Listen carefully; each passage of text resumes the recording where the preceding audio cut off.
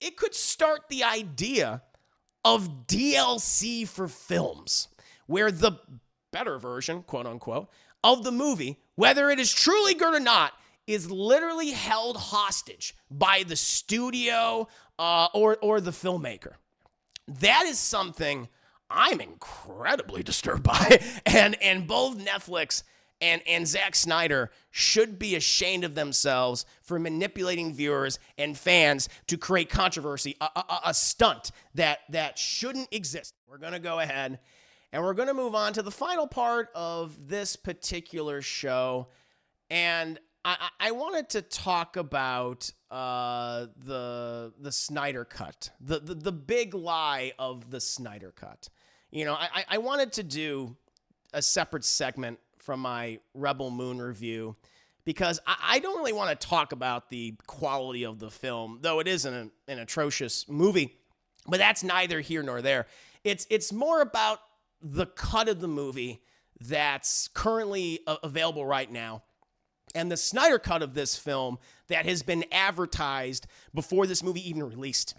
Of course, the Snyder cut or director's cuts have been associated with Zack Snyder with such films as Batman v Superman and Justice League, in which fans, particularly with the case of Justice League, demanded to see Snyder's supposed true vision. You know, fans campaigned, demanded, and in some cases harassed many people in order for an alternate cut. You know, certainly in the case of Justice League, be released. And though a Snyder cut for Justice League technically didn't exist for years, Snyder eventually was allowed to film additional scenes and include cut content and release it on HBO Max. You know, that seemed to be done with.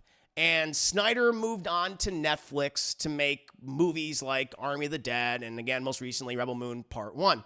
But something very interesting has been happening that has made me, and probably other people, think that Netflix and Zack Snyder are purposely manipulating viewers to create a new faux Snyder Cut phenomenon with the Rebel Moon films, with this would-be franchise.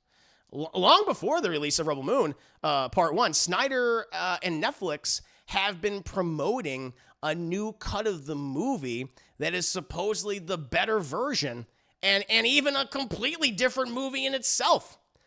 I think this is clearly a marketing stunt crafted by Netflix and Zack Snyder to keep his name and his films in the pop culture zeitgeist, not based on the quality or even the cultural impact of his movies, but to create outrage and fan fervor. You know, Zack Snyder himself has seemed to awkwardly indicate as much with his bizarre statements from Forbes. And I was sent this article by you guys in the chat, so thank you so much. I want to read some of these things because they're very bizarre and confusing.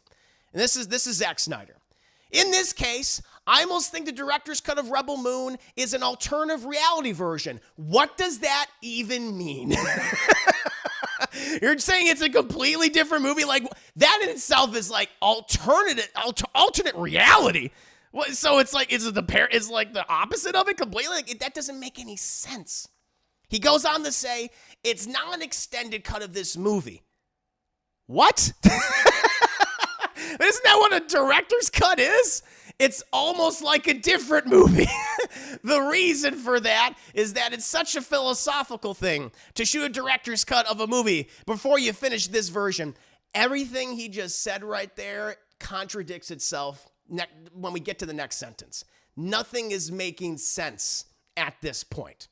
He's saying it's a director's cut, but it's not a director's cut. It's not an extended cut. It's an alternate reality movie. Okay. He goes on to say this. We knew it would be a PG-13 movie, but in my heart of hearts, I always wanted it to be rated R. But you realize it's not 100% responsible to have that be the demand. It was Netflix's idea who said, why don't you do whatever you want over here? Here's the PG-13 version. Then go nuts. Let's get nuts. We don't care. That really was a thing I've never experienced before. It was bizarre. It was bizarre. I agree. It is bizarre. And the fact that Netflix is like, yeah, we don't care. Yeah, do whatever you want. Now, to be fair, Zack Snyder is not an articulate or eloquent speaker by any stretch of the imagination. He often, in my own observations, seems to struggle to explain many of his films outside of them being cool, quote unquote. But it does give, I think, a pretty revealing glimpse into the idea of what Netflix and Snyder wanted to create. Alternate versions of a film that didn't need alterations to captivate people's attention. Again, not on the merits of the film itself, but on alternate versions of said film. And that is the big lie. That's what I'm talking about, chat. This is the big lie of the Snydercut.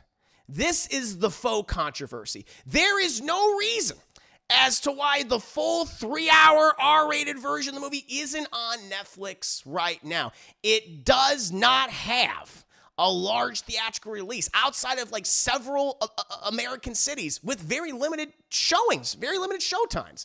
The only reason the version that we have now, currently on Netflix, with all of its issues and negative reviews, is to galvanize an already passionate fan base. They are creating the fervor that will last for months and probably years with this new Rebel Moon franchise. It is not a natural phenomenon and is born out of greed and manipulation from a streaming service and a filmmaker.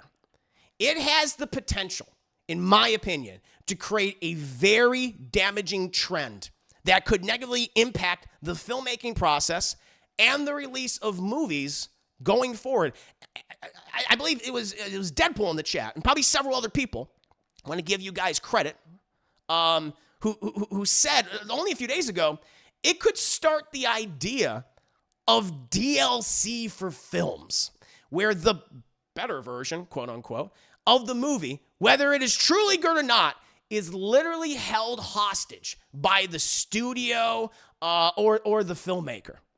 That is something I'm incredibly disturbed by. And both Netflix and Zack Snyder should be ashamed of themselves for manipulating viewers and fans to create controversy, a stunt that shouldn't exist. I do hope people realize what they're most likely attempting to do and call them out for these obvious deceptions. I love film. I love television, animation, literature, and video games.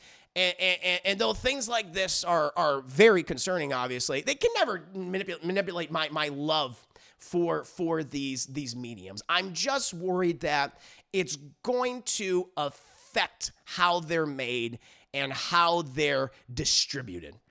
Because it may be like, oh, we're just here to drum up excitement for the next cut, keeping the pop culture zeitgeist. Well, what if a studio makes a decision like, yeah, we're going to put out this version of the film, but people have to pay extra for the better version. If you want to see the good version of the movie, you gotta, give us another extra $5 or $10 to see that version of the film.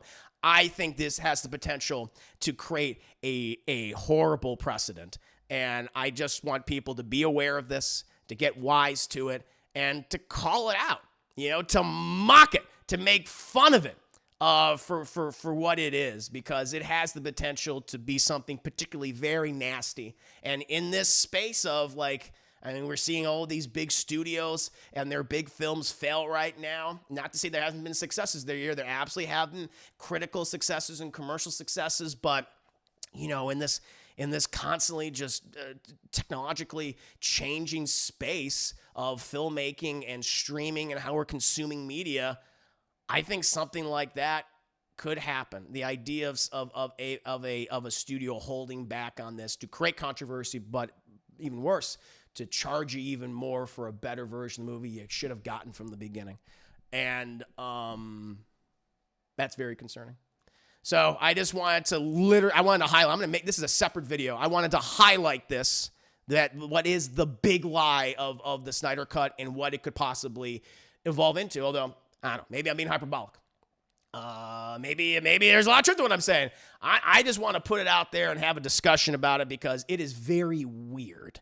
So, do you guys agree with me? Or do you feel like this could possibly be a very disturbing trend? Do you disagree with me? You think like, it's just Zack Snyder and Netflix doing a stunt? I mean, let me know. Please feel free to let me know.